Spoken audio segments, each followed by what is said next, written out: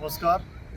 मी अशोकराव जाधव, कोकण नागरी संघर्ष समितीच्या वतीने आम्ही आज 129वा दिवस धरणे आंदोलनाचा आहे आणि आज आम्ही पर्यावरण मंत्री माननीय पंकजाताई मुंडे यांची शिष्टमंडळासहित भेट घेतली आणि त्यांना निवेदन दिलं.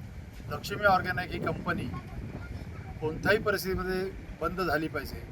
जी पिपास बनवते, जी इथल्या जनतेच्या आरोग्याच्या दृष्टीने अत्यंत धोकादायक आणि विषारी केमिकल बनवते, म्हणून आम्ही त्यांना भेट दिली. त्यांची शिष्टमंडळासोबत भेट घेतली, आणखी त्यांना निवेदन सादर केलं. आमच्या आत्ता आपण जे सगळेजण आहेत ते शिष्टमंडळामध्ये होते आणि त्यांच्यासमोर आम्ही अशी बाजू मांडली की कोणत्याही परिस्थितीमध्ये ही कंपनी बंद झाली पाहिजे. त्यांना आपण विधान परिषदेमध्ये जे उत्तर दिलं होतं ते सुद्धा आम्ही त्याची आठवण करून दिली. भाई जगतापांनी सुद्धा प्रश्न विचारले, त्यांनी ते मान्य केलं आणि त्यांनी असं सांगितलं कोणत्याही परिस्थितीमध्ये आपण मला आणखीन एक निवेदन द्या आणि माझ्या मीटिंगची वेळ मागा, मी तुम्हाला मीटिंगची वेळ देते आणि त्याप्रमाणे तुमचं शिष्टमंडळ एकदा आपण बैठक घेऊ आणि बोलू.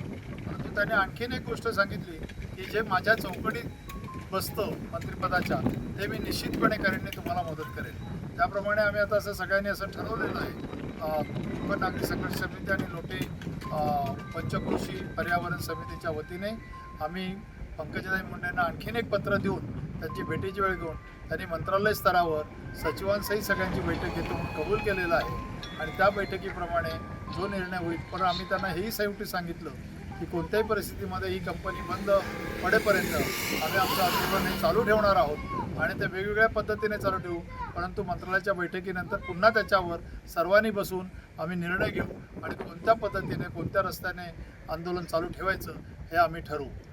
तिथेच आमच्या बैठकीमध्ये शिष्टमंडळाच्या समक्ष माननीय जिल्हाधिकारी जिंदाल रत्नागिरी जिल्हाधिकारी यांच्याशी मोबाईलद्वारे संपर्क साधला आणि त्यांना सक्त सूचना दिल्या की आपण कोणत्याही परिस्थितीमध्ये आंदोलकांना भेटा आणि आंदोलकांची बाजू ऐकून घ्या आणि त्यांच्यावर जेवढा काही तोडगा काढता येईल तो काढा आणि हा प्रश्न सॉल्व्ह होणं गरजेचं आहे. अशा प्रकारच्या सक्त सूचना त्यांनी आता आमच्या समक्ष शिष्टमंडळाच्या समक्ष जिल्हाधिकारी रत्नागिरी यांना दिलेल्या आहेत.